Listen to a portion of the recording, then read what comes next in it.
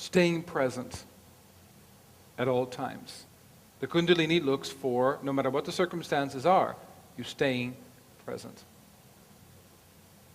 The last piece of what she looks for is breath.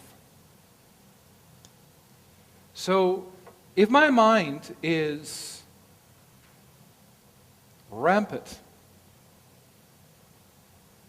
and I breathe in through my nostrils and bringing it right into my body and dropping and just keep breathing. It's almost like the hose that you hose a garden with, for instance, is full blast. Imagine you are turning that hose on half of its capacity.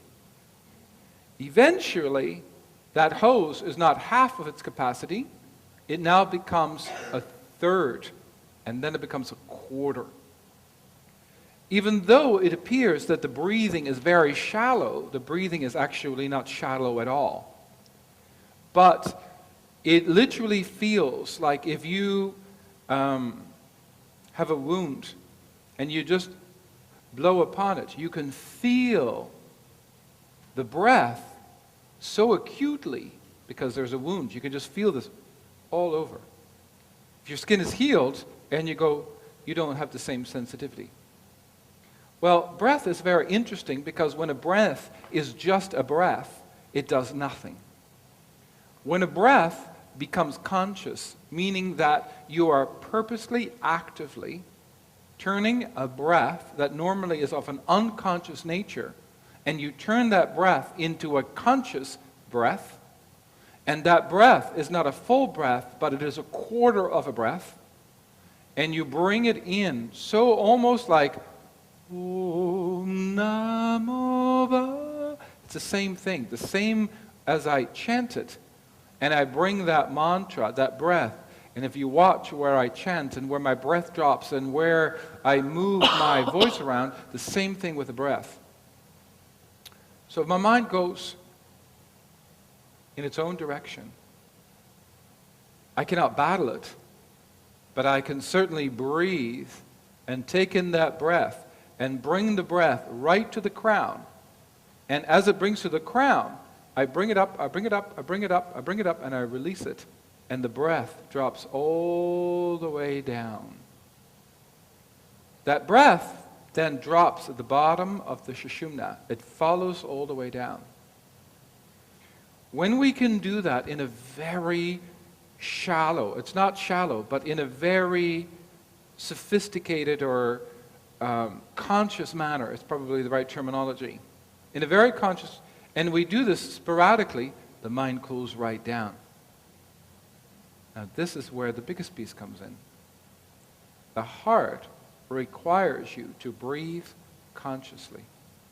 The heart is looking for compassion, love, empathy. It looks for all these qualities.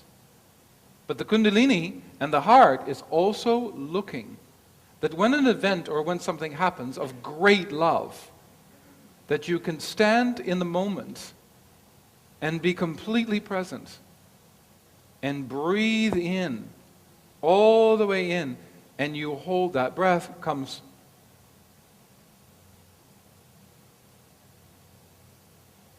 and your whole cavity of your chest expands almost in such ease magnitude. If you take a breath that is unconscious and you go like this whole cavity of your chest is restricted. Your whole breath in your throat, the entire breath that goes to the crown is completely constricted. When you breathe, where you are making an unconscious breath conscious in the moment, and you breathe that in, the body and the cavity of the body opens up and it allows you to move that breath all the way in. So this cavity in your chest, but even though the energy, you're really holding it in this part of the body, you're actually also experiencing that the entire cavity from the heart chakra all the way here and all the way up, all of a sudden your chest expands in a way that you normally don't experience, because if you took a breath that is an unconscious breath, you could not take that kind of breath. So, when something profound happens, and you have the innate ability to not only be completely present, and have the compassion, have that empathy, have that love, while simultaneously bring in that breath into your body, and then suspend it, and then let it drop, that breath brings you greater liberation than anything you can imagine. The Kundalini showers you with grace and insight and resolution and freedom beyond the comprehension of the mind. She also looks for the same breath when something challenging comes your way. So when you are in a moment that is incredibly challenging, and you're needing to remain compassionate and empathetic, and you can move yourself moving into that conscious heart, into that conscious breath, and bring the breath up while simultaneously feeling that the breath is opening up the cavity of the heart chakra and the upper chest, and you can hold that while releasing it gradually, that breath moves you out of that type of karma into a reaction, self-imprisonment. No matter what it might be, it liberates you. It's like a bucket of consciousness that ends up in your spiritual bank of consciousness. That single breath, if you literally look, when I take that breath, like my body,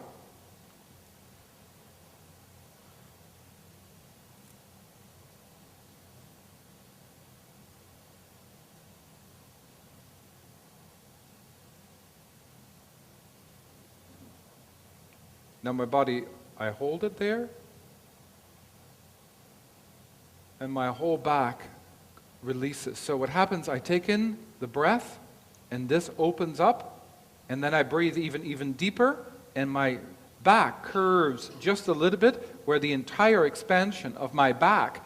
Now, the person in front of you will never even know. But what happens, that breath is that breath that translates, that breath becomes pure love. That breath becomes compassion. That breath becomes your liberation. That breath, when it is done well, when you learn to do this from the right place, your entire relationships, your entire way of life begins to change. What you'll find is when you listen to a piece of music that is so delightful, and you take that breath, you almost feel like the music has just traveled right through you at the same time. That breath is what it is needed for the heart to open its doorways.